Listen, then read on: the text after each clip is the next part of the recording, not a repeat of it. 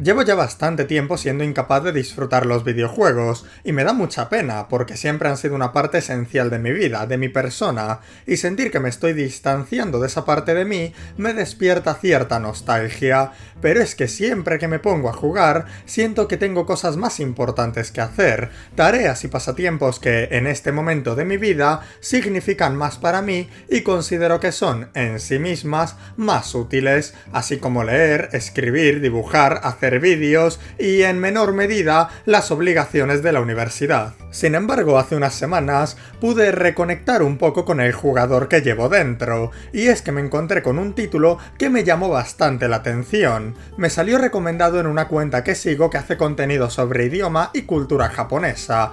No sabría deciros exactamente por qué el juego me interesó tanto, pero lo terminé jugando y es una joya. No quiero destriparos mucho, aunque inevitablemente caerán varios spoilers a lo largo del vídeo. Por si acaso os lo voy a resumir rápidamente ahora, y si os interesa, os recomiendo jugarlo por vuestra cuenta antes de ver el vídeo completo. Básicamente es un juego de puzzles bastante sencillo y cortito en el que tienes que buscar distintos líquidos con los que regar una planta en la que se sostiene la realidad. Dependiendo de con qué la riegues, desbloquearás un final u otro. Hay 10 finales distintos, casi todos ellos con connotaciones filosóficas bastante interesantes. Eso sí, os advierto de que el juego es raro de cojones, y por lo menos la primera partida, en la que te sientes descolocado, perdido y no entiendes nada, puede llegar a dar algo de grima, o al menos esa fue mi impresión al jugarlo de noche. Hubo un momento específico en el que me asusté de verdad, no tanto por el juego en sí, sino porque mi hermana tiene terrores nocturnos y se puso a gritar de golpe, lo que usualmente sí me sobresalta, pero gracias a la tensión del juego casi me mata. Sin embargo, y aunque, como digo, el juego pueda llegar a dar cierto repelús, a medida que avanzas se va encargando de relajar el ambiente con su peculiar humor, y es que tiene algunos chascarrillos que son oro puro. Es tan bella. El océano. Su forma cambia constantemente. Su color es perfecto. Espero poder mirar esta obra de arte por el resto de mis días. Por favor, no pongas nada en ella. Literalmente te odio. Es bastante gracioso, os prometo que me reí en alto cuando maté a este gato por primera vez, pero con esto ya nos estamos adentrando en terreno del análisis y con ello de los spoilers, así que dejad que ponga aquí la frontera. Si os interesa el juego y queréis jugarlo sabiendo lo mínimo posible, que es como más lo vais a disfrutar, dejad el vídeo aquí mismo. Si queréis proseguir con el análisis, vamos a ello. Explorar el juego en su totalidad daría para un vídeo de varias horas, así que de los 10 finales me voy a centrar únicamente en los dos que mejor se complementan mutuamente, la nada y la inmortalidad. En el primero nos encontramos con un extraño personaje, un inmortal que quiere envenenar aquella planta que define la realidad para así acabar con todo de una vez, puesto que la inmortalidad le resulta una terrible tortura. Antes de adentrarnos, aún así, en este asunto de la inmortalidad, me gustaría señalar un detalle bastante interesante de esta ruta, y es que para conseguir el veneno con el que envenenar al árbol, el inmortal nos dice que tenemos que matar a una bestia, el gato mencionado anteriormente. Yo lo hice sin dudarlo, y aunque me pareció bastante graciosa su forma de morir, ya que simplemente se cayó así para adelante de forma totalmente ridícula, lo que más gracia me hizo fue la reacción del inmortal, quien lo primero que me dice tras haber seguido sus órdenes es: has asesinado. Como echándomelo en cara, hijo de puta. Pero tiene razón, y de hecho, como digo, no dudé ni un segundo en hacerlo. ¿Sabéis por qué no? Porque no entendía nada de lo que estaba pasando. Era mi primera partida, desconocía por completo el mundo en el que estaba, me sentía perdido e ignorante, por lo que en el momento en el que me encontré a alguien con las ideas claras, toda una figura de autoridad, decidí hacer caso al experto sin replanteármelo dos veces, y esto es algo muy humano. No quiero pararme mucho en este punto, pero realmente, al leer ese "has asesinado", me sentí como si acabase de ser víctima del experimento de obediencia de Stanley Milgram. Diciendo mucho en pocas palabras, tras la Segunda Guerra Mundial, se quiso comprender a aquellos nazis que, como Eichmann, de quien hablé en aquel vídeo de Hannah Arendt, lejos de ser unos monstruos sin corazón, no eran más que personas normales siguiendo órdenes, burócratas que obedecían a la autoridad sin darle muchas vueltas a su labor. Así pues, para comprobar hasta qué punto la obediencia a la autoridad podía llevar a las personas a cometer atrocidades, se pusieron a varios sujetos de prueba en un montaje, evidentemente ellos sin saberlo, donde debían suministrar descargas eléctricas a un supuesto paciente, todo ello organizado y dirigido por un supuesto especialista, quien les daba la orden de activar la descarga. Para sorpresa de Milgram, el 65% de los participantes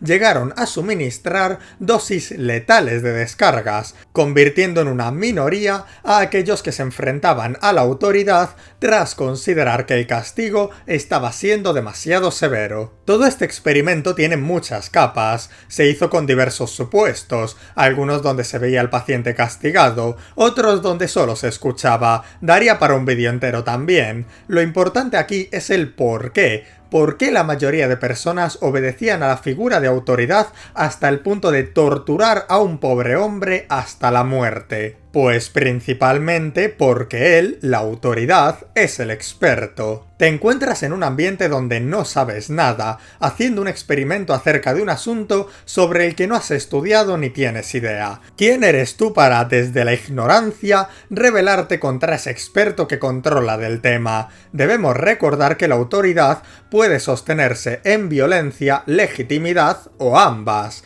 La violencia induce a obediencia por el miedo al castigo o el deseo de recompensa. Mata a este hombre si no quieres morir o a cambio de este pago. Plata o plomo. Eso es violencia. La legitimidad induce a obediencia porque crees firmemente en la figura de autoridad, sus creencias, ideales, persona, y si confías en el experto, harás lo que él te mande, no por miedo a un castigo o un deseo de recompensa, sino porque piensas que, si lo dice él, será lo correcto. Esto se ve muy bien en una misión de Hitman en la que una de las formas de matar a tu objetivo es haciéndote pasar por su médico para envenenarla. Cuando tu paciente, tu víctima, te pregunta qué le estás suministrando, el agente 47 enumera una serie de elementos entre los que encontramos belladona, una planta venenosa, cosa que la paciente sabe y de hecho te lo pregunta, ¿acaso no es venenosa? A lo que el agente 47 contesta que él no está preocupado. Incluso a pesar de que la víctima supiese que aquello era venenoso, confiaba antes en el experto que en su propio conocimiento, pues era una autoridad legítima. Sobra decir, una vez más, que este experimento fue bastante amplio y el extremo al que llegaron las personas con tal de obedecer a la autoridad también se debía a otros motivos, así como, por ejemplo, el hecho de que, para cuando pudiesen llegar a sentir que estaban haciendo verdadero daño al paciente, ya habían llegado demasiado lejos y sentían que solo les quedaba huir hacia adelante. Ya habían hecho demasiado daño como para, encima, dejar el experimento a medias y hacer de todo lo invertido un desperdicio, mentalidad que, a propósito, cae en la falacia del costo hundido. No obstante, para este vídeo, lo dicho hasta ahora sobre respetar a la autoridad porque tú, ignorante, no eres quien para llevarle la contraria, es lo relevante, pues como digo, realmente lo vi reflejado en este juego, en esa primera partida en la que me sentía tan perdido y, sin dudarlo ni un segundo, hice caso al primer sujeto decidido que me encontré,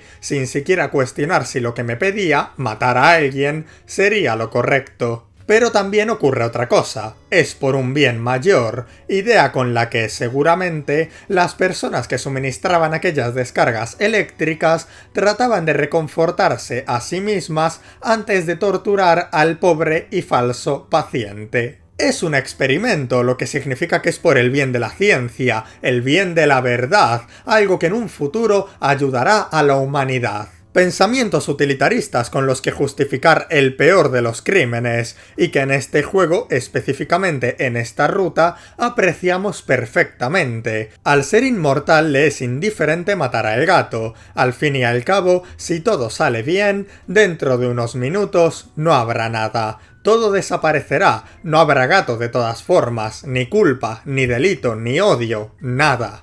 Es un mal que está dispuesto a cometer, pues al final no traerá consigo nada malo, será totalmente irrelevante. Sé que me estoy yendo mucho por las ramas hoy, pero es que esto me recuerda a Nox, el antagonista de la primera temporada de Wakfu. Sí, era un asesino, pero es que su objetivo era volver atrás en el tiempo, revertirlo todo, por lo que por mucho mal que hiciese, nada de eso importaría si lograba su objetivo, lo que le daba cierta licencia moral y le permitía seguir adelante con sus atrocidades sin reconocerse a sí mismo como un villano, pues podría corregir todos sus errores. Volviendo al juego, con el gato muerto conseguimos el veneno y llegamos a la nada, el primer final que quería tratar aquí. Os leo textualmente. Nada. No hay nada. Esta historia ha sido borrada. No hay un par de ojos que vea lo que has deshecho. No hay orejas que escuchen el silencio. No hay una boca que diga adiós. El único ser que queda está fuera de la ficción, aunque estoy seguro de que, eventualmente, tú tampoco recordarás este mundo. La muerte se asegurará de ello. Me encanta la forma en la que este juego integra al jugador. De hecho, hay un momento en el que te puedes encontrar con un ángel, quien te dice «vas a ir al infierno en la vida real». Una frase que resulta bastante chocante por el hecho de que no está hablando del juego, te está hablando a ti sobre tu vida, directamente al jugador, y en este final hacen algo similar, incluyéndote a ti en el significado del juego. Escogiste la ruta de la nada y, efectivamente, todo este mundo es eliminado. No hay nada después de tus acciones, pero pasa una cosa, y es que quedas tú, el jugador fuera de esta ficción. Tu existencia, tu memoria, rompe por completo el concepto de este final. Por suerte, tarde o temprano, todo acabará, y contigo se perderá por completo este mundo, tal y como buscabas, tal y como quería aquel ser inmortal cansado de vivir. Pero con esto no hemos tratado el problema de la eternidad. Este final es todo lo contrario, la nada, el vacío, la indiferencia, el olvido. Para adentrarnos adecuadamente en la tortura que supone una vida sin final, la tortura bajo la que estaba sometido este pobre hombre, debemos realizar la ruta opuesta, regando a la planta que define la realidad con inmortalidad. De nuevo os leo.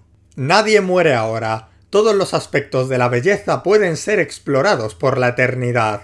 Se puede ver morir a las estrellas. Todos los secretos pueden ser descubiertos. El significado se vuelve insignificante. Eventualmente nada queda salvo los inmortales. Flotan en el vacío olvidando quiénes son. Todo problema se ha resuelto salvo uno: estar vivo. Aquí sí que encontramos el problema de la inmortalidad, que termina siendo, tal y como bien dice el juego, estar vivo. Y es que frente a la eternidad, todo se vuelve un sinsentido, irrelevante, aburrido, común. No queda nada ni nadie único, puesto que en un espacio de tiempo infinito, todo lo que se puede hacer será hecho por todo inmortal, lo que no tendrá mérito ni sentido alguno, pues será necesario. Sin duda, un autor que refleja muy bien este problema es Jorge Luis Borges en su obra El Inmortal. Dejad que os lea tan solo un pequeño fragmento de su escrito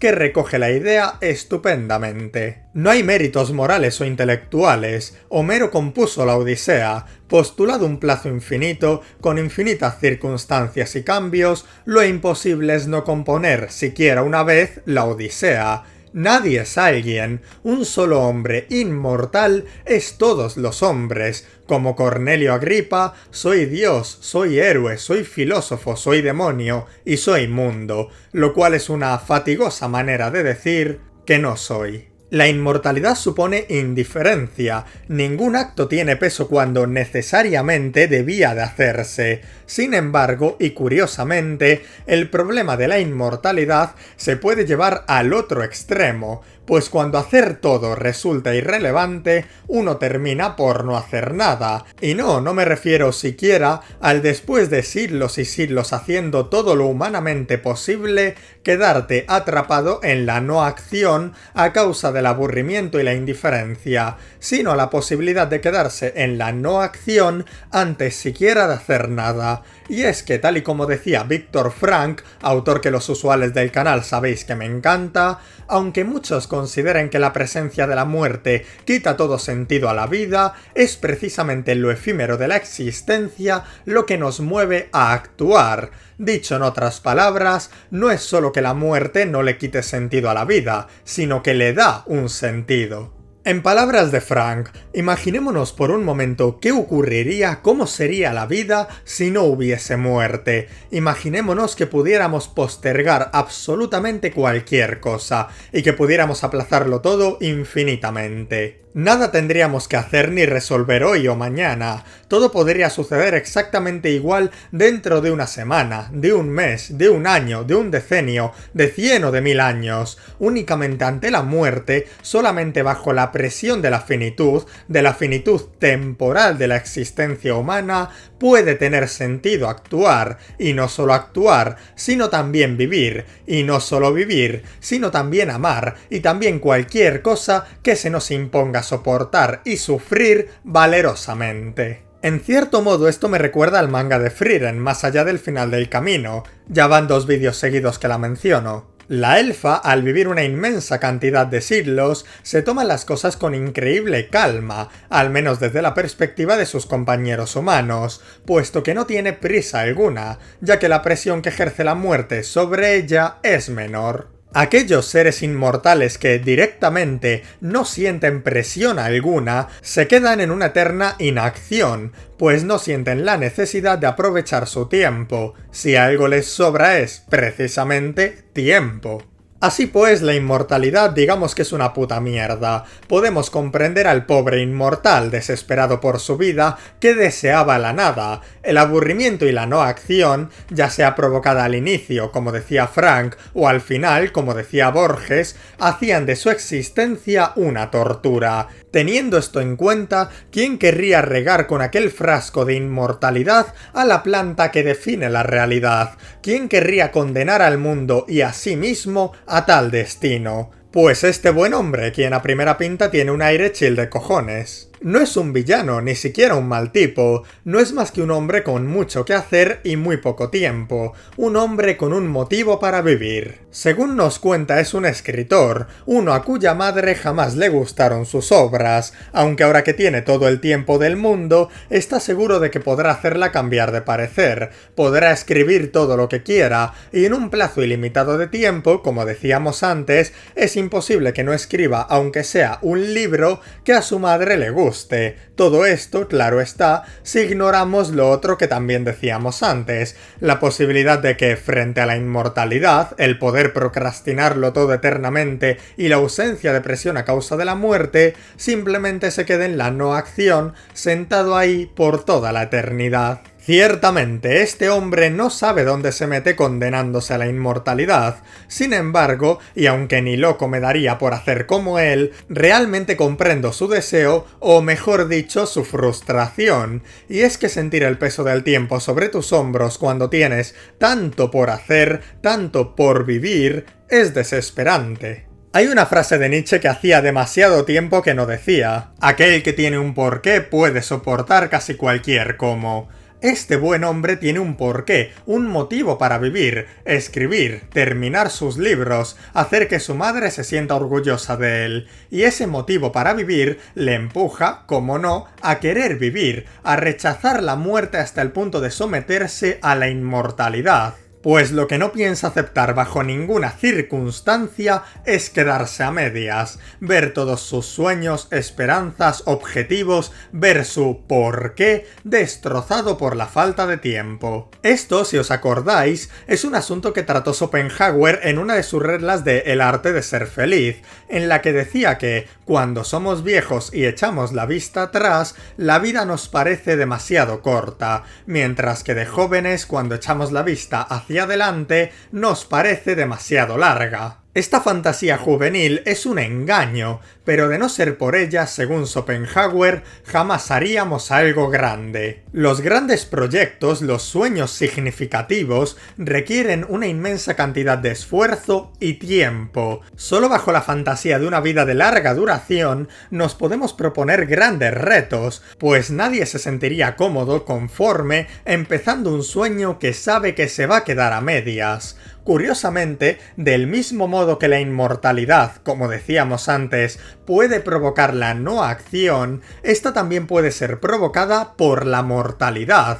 Un espacio de tiempo infinito te puede frenar, pero la falta de tiempo también, ya que ¿de qué te sirve empezar algo que no vas a poder terminar? Esta mentalidad, sin embargo, no deja de caer en el perfeccionismo paralizante, un problema del que he hablado un par de veces en este canal, pero que en esta ocasión voy a enfocar desde aquel significado, digamos genuino, etimológico, de la palabra perfecto. Como ya os mencioné en aquel tonto fanfic de Minecraft, la palabra perfecto, etimológicamente hablando, significa algo así como lo ya hecho, lo acabado, lo completo. No empezar un proyecto por falta de tiempo, por miedo de que se quede a medias, de que no puedas finalizarlo, de que no esté completo, perfecto, es verse estancado por el perfeccionismo paralizante. Con todo este último apartado me he estado centrando mucho en el querer tener tiempo para crear, el escritor, tan sumamente interesado en su creación que estaba desesperado por alcanzar la inmortalidad con tal de no quedarse corto de tiempo. Pero realmente merece la pena echarle un vistazo al consumidor, y es que con este personaje el juego trata un asunto con el que los consumidores de cualquier arte nos podemos sentir identificados: el recuerdo. Cuando hablas con este sujeto, te pregunta si has visto una pintura. Él la vio hace ya tiempo, pero jamás la ha olvidado, y no deja de buscarla. Lo curioso está en lo que dice cuando la encuentras y se la das. Oh Dios mío, la has encontrado. No es tan profunda como recuerdo, aunque supongo que estaba preparándome mi decepción. Por una eternidad esta pintura solo ha existido en mi mente. Bueno, sigue siendo maravillosa. Tras esta línea, este personaje te da a modo de agradecimiento hueso líquido, es decir, te desbloquea uno de los posibles finales, y yo, en lo personal, estaba deseando ver este, pues sin duda trataría acerca de la añoranza al pasado, de la nostalgia, cómo perseguir el pasado puede convertirse en un porqué a futuro, más también sobre cómo tergiversamos nuestros recuerdos hasta el punto de hacer la realidad decepcionante. Y a pesar de todo, a pesar de la decepción, esta sigue siendo, en realidad, maravillosa. La reflexión final, sin duda, cumplió todas mis expectativas.